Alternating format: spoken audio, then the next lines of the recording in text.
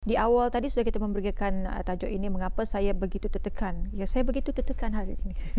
Tapi bukan saya. Itulah topik yang kita bawakan. Kita bersama tetamu undangan kita, iaitu Yang Mulia Tuan Khalid Ahmad bin Hussein, iaitu selaku pengasas Evo Case Life. Ya. Assalamualaikum. Waalaikumsalam. Good morning. Ya. Apa khabar pagi ini? Sihat ya? Baik.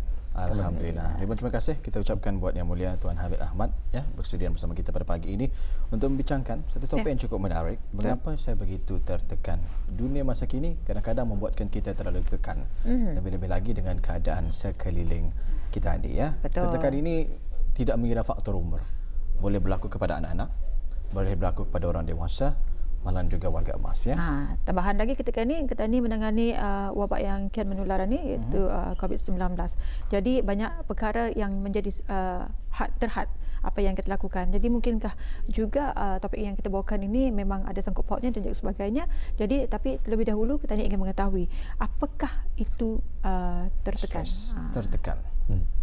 So stress is our body's normal reaction to changes in our environment. Either internally or externally, and this will affect us in a way that requires a response. If we don't, it's a signal. Stress is a signal for us to change something that is affecting us. Okay.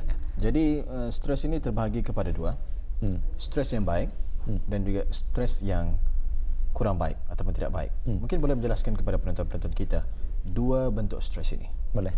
So stres yang baik dan stres yang kurang baik atau senang. Lainnya stres yang baik atau is in small amounts. But if you don't change, if you have stress for too long, then what happens is your body starts to have negative effects. And some negative effects are like a weak immune system. You have easy to get triggered, senangkan marah, misunderstandings, or you may even have coping mechanisms. Like you go online, you shop a lot, you eat lots of food, you play on your you play on your phone a lot. So all of these things are negative side effects of not resolving the issue of stress. Ya. Jadi bagi mereka yang langsung tidak ada tekanan, apakah kesan mudarat buruk terhadap mereka yang tidak ada tekanan langsung ini? Sambil lewa, tidak risau. Maksudnya sebagai contohlah, anak-anak akan menghadapi peperiksaan. Tetapi mereka macam tidak merasakan stres ataupun the pressure untuk menjalani peperiksaan tersebut, sehingga akibatnya mereka sambil lewa. Macam mana pendapat tuan sendiri? So itu stres yang baik juga lah, supaya kami ada pressure untuk to achieve something, to move forwards, especially masa muda is something that we learn to do when we have to study for exams. It's a positive pressure to push ourselves, otherwise we fail, and it's normal, it's what we get used to. But negative stress happens when we misinterpret the result, like after the exam, if I fail, I'm a failure. So that leads to long-term issues which we need to solve. Jadi tertekan ini ataupun stres ini, adakah ia normal dalam kehidupan kita ni, dan juga adakah tertekan ini sesuatu perkara yang negatif? Setiap hari kami ada stres lah. Itu perkara biasa. What causes stress? Apa sumbernya is actually looking at when our expectations and our priorities are not the same as reality. Tidak sama. So what we need to do is to look at what is not the same and change. Macam for example, in our studio now, right? We expect the aircon to be cold. Tapi kalau jadi panas, jadi stres kan? So kami paksa mengubah apa yang bagi kami stres itu. Jadi maksudnya ekspektasi akan membuatkan kita ni lebih stres ya. Lebih-lebih lagi apabila result ataupun keputusannya tidak menepati seperti apa yang kita ni inginkan. Jadi ingin kita ketahui ni, siapa yang lebih berpotensi untuk menghidap stres ini? There would be people that have a lot of work pressure, you know, and also people who are unable to balance their work life, you know, like spending time with the family versus spending time at work, you know, and especially now with the COVID-19 outbreak, we don't have time to go out, you know, to socialize because humans are makhluk social lah. Kami biasa keluar, makan, melihat movie, apa sajalah. But now we're forced to stay at home at night, so we have to change, we have to adapt, and that can create stress because we're not used to it. Ini biasa bah. Jadi oleh kerana Tabahan Ketani menghadapi situasi terkini, sama-sama menangani mengenai COVID-19 ini. Jadi bagaimana untuk Ketani meleraikan rasa stres Tani oleh kerana Ketani ini kena suruh stay at home, teranah atau di rumah. Jadi bagaimana untuk Tani meleraikan rasa tertekan itu? Okay, so the first step is to look at what is it. We need to take time to look at our priorities and our expectations in our lives. So in coaching, what we do is we can look at priorities in terms of ourselves, our spouse or our girlfriend, boyfriend, our partner, and then our family, and then our friends. So we can look at what our priorities are and list from most important to least important. And then the second part is to actually look at the expectations, you know, in any area. So it can be work, it can be finance, it can be health. Right, and to list it not just for yourself but for other people. You know, like, let's be honest. I want to, for example, earn 5,000 a month, right? But then maybe I want my partner to also earn the same amount, and she's not, and then that creates like a stress, right?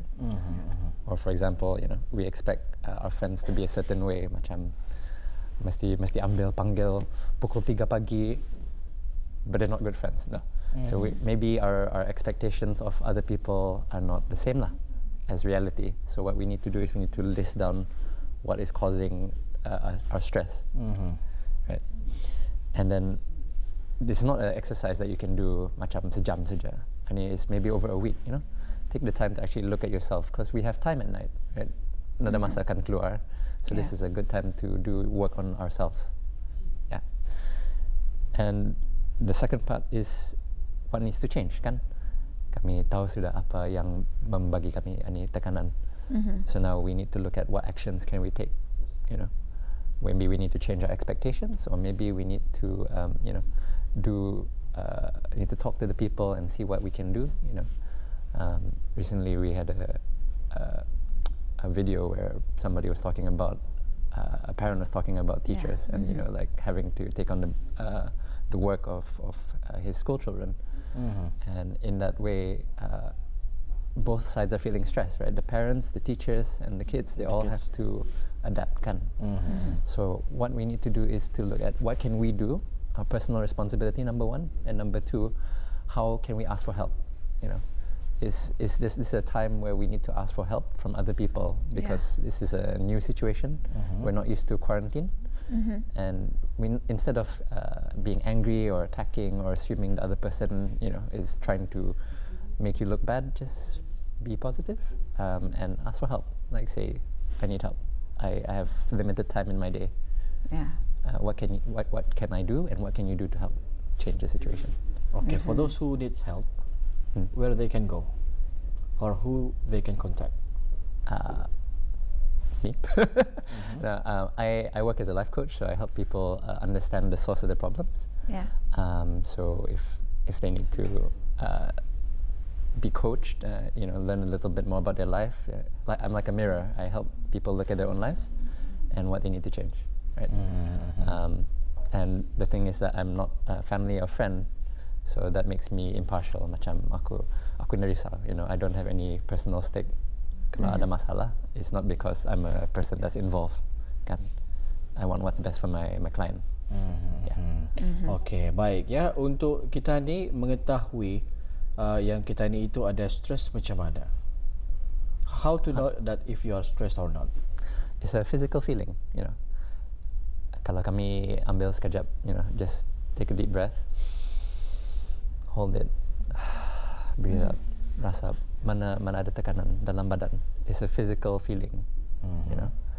And then when you feel it in your body, then you know, like, okay, you have enough time to process it, and then you're like, okay, that thing at work is really, getting to me, like that project, or my boss has been on my back. Just pay attention to our body first, and then our body will tell us what is causing the stress. Baik. Cuba Wali cuba. Alhamdulillah, ya. Alhamdulillah, hari ini saya tidak ada merasakan sedikit tidak merasakan stres lah yang berlebihan ya. Tetapi ada stres itu memang penting juga agar kita ni lebih waspada dan juga berhati-hati ya dalam apapun yang kita ni lakukan. Sekali, ya.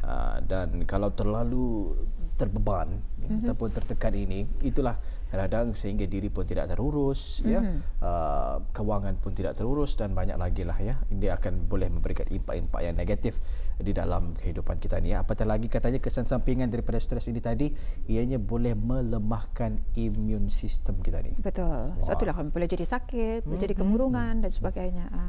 Jadi berhati-hati hendaknya ya jika anda mengalami stres. Ribuan terima kasih kita ucapkan buat Yang Mulia Khalid Ahmad bin Hussein, pengasas Evox Live. InsyaAllah ada kesempatan kita akan bersama lagi untuk membincangkan topik yang lain ya. Boleh. Assalamualaikum. Waalaikumsalam.